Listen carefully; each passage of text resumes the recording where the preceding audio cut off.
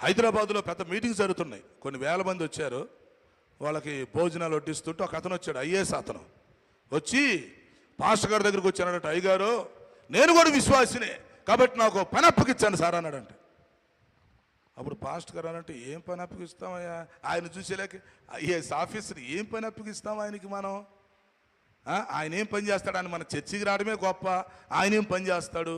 అసలు మనం పని చెప్పొచ్చా? ఏం చెప్తాం ఆయన అనుకుంటాడు. ఆయన చెప్పాడంట, సరే మీరు చెప్పబోతే నేనే కోరుకుంటానులే అన్నాడంట. సరే ఏదో ఒకటి చేయండి సరే అంటే అన్నాడంట, మీరందరూ భోజనం చేసి ఆ ఎంగిల్ ఇస్తర్లు మొత్తం అక్కడ పెట్టండి, నేను పడేస్తాను అన్నాడంట. దయచేసి ఆ పని మీరు ఎవరు చేయగాకండి, ఎంగిల్ ఇస్తర్ల పని నాకు అప్పగించన్నాడంట ఐఏఎస్.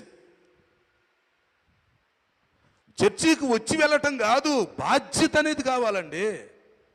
ఇప్పుడు నలుగురు ఉన్నాం, నలుగురు 4 పనులు చేస్తేనే చర్చి డెవలప్ అయింది.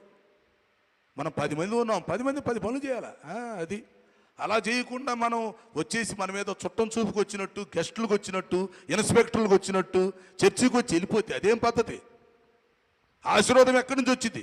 చర్చి డెవలప్మెంట్ అటు జరిగిద్ది.